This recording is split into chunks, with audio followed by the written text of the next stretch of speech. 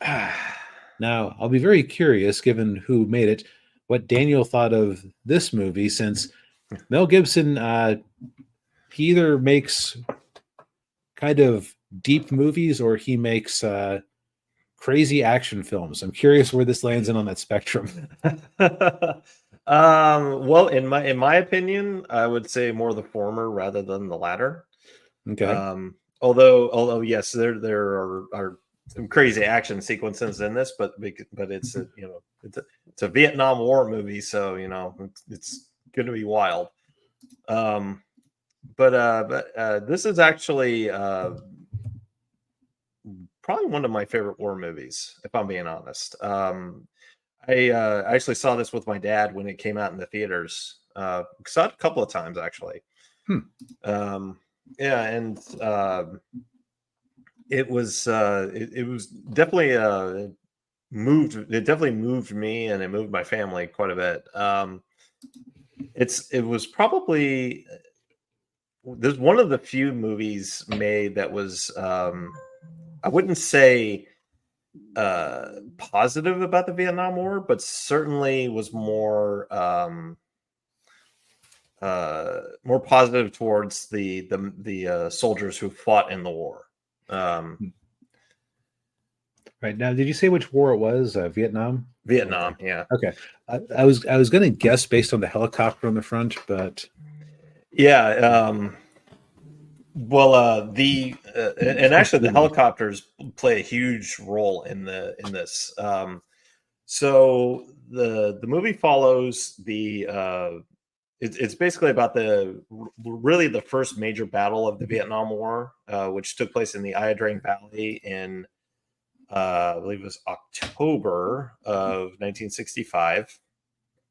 And it follows was the First Division, 7th Cavalry of the Army, which students of history will probably find that it will be familiar with that. That was General George Armstrong Custer's division, which kind of plays a role in the movie.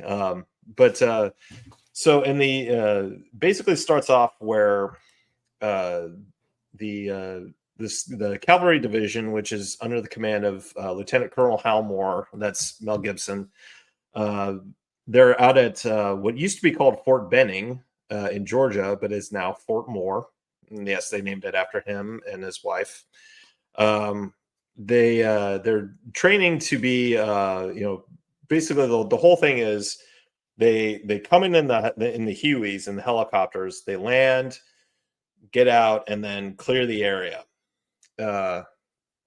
This is basically like the first instance where they're using helicopters like this. Right, because it was still a pretty new technology at the time. Yeah, it was. So they go through this whole training thing. You meet a lot of the different officers. One of them is one of the helicopter pilots is Major Bruce Crandall, whose call sign was Snake Shit. He's played by Greg Kinnear. You've also got Sergeant Major Plumley, who's played by Sam Elliott. And also at the time, an unknown John Hamm was one of the officers. And also Clark Gregg, who played Coulson in the MCU, is in this movie. But yeah, they so just as the war starts, they get sent off to Vietnam, and Hal Moore and his unit are sent to the Ia Drang Valley. What they call it, the Ia Drang Valley, because they're trying to track down these North Vietnamese regiment that attacked one of their bases. Of course, as soon as they get there, they find themselves outnumbered about 10-1. They got about just under 400 men, and then the North Vietnamese, they got about 4,000. So over the next, basically the rest of the movie is just the course of the battle as it takes place over 3 days, and it shows the various acts of heroism from the different soldiers and the adversities that they had to overcome, and of course Hal Moore, they show that he's shown in there being a very capable and very strategic leader. He talks to all of his men. They show him throughout the movie, like he goes to all the different areas of the battlefield and talks to all of his officers and trying to figure out what's going on. And he's he's a very involved commander, which for most of the time, and at least in this war, you really didn't see it that much. And I think that was largely because Hal Moore was in Korea. Yeah, he and Plumley were like the only ones, like the only officers there who had any combat experience. Okay, so this isn't even like the old fat cats who had been in World War II were around. We're talking he had an officer corps of people fresh out of school. Oh yeah, yeah. Okay.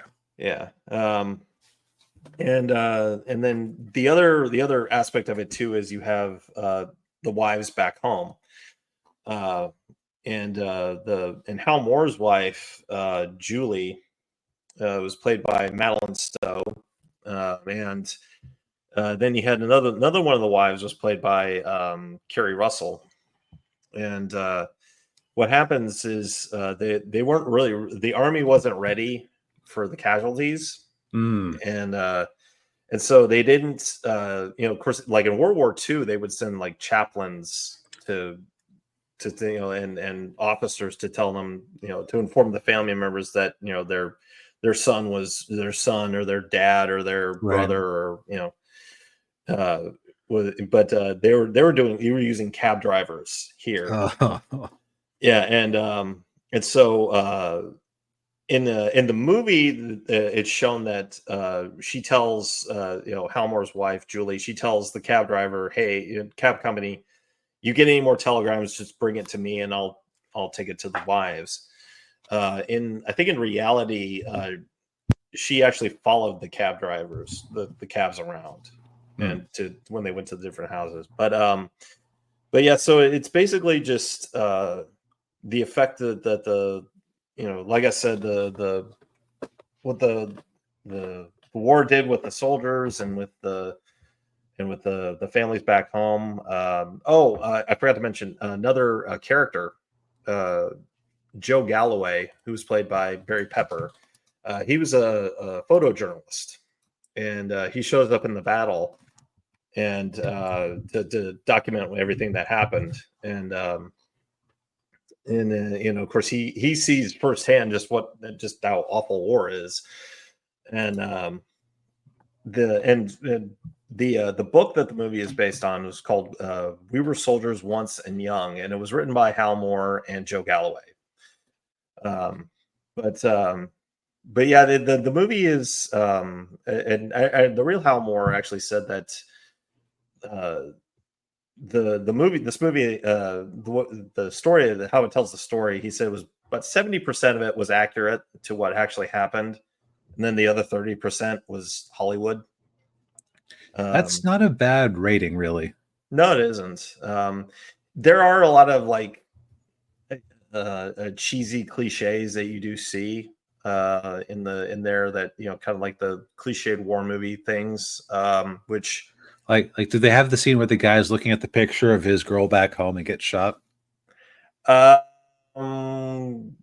similar, yes. Yeah. Yeah, there is the "Tell My Wife I Love Her." Okay.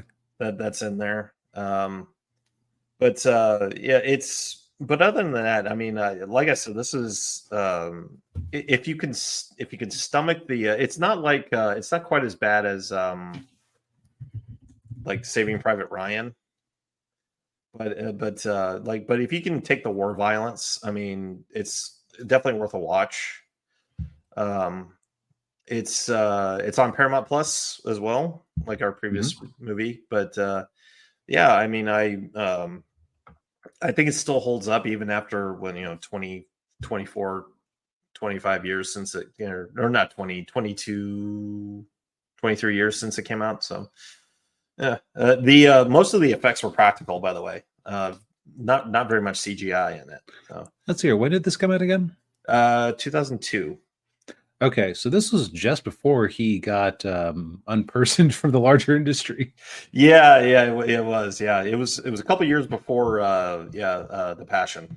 Yeah, Before The Passion and before he kind of went on some rants. Yeah. He had a little too much to drink and said some stuff. Yeah, That he really shouldn't have. Yes, yeah. But yeah, I mean, I like I said, give this movie a watch. I think, different. It's also a different perspective on Vietnam, which, like I said, it's not positive on the war. It's positive on the people, on the men who are fighting in it. So. Which is a key distinction. Every war, there's heroism on both sides, and there's monsters on both sides. It's just what's your preponderance of heroes to monsters, and what's the cause? Indeed, yes. And hey, D Rhino, good to see you. Hey, man, like you could theoretically have a heroic movie about the bad guys from World War II if you picked the right battle and the right circumstances. Yeah. Well, kind of like the movie we watched a couple months ago. Yep, that's true. Sort of. Yeah. Yeah.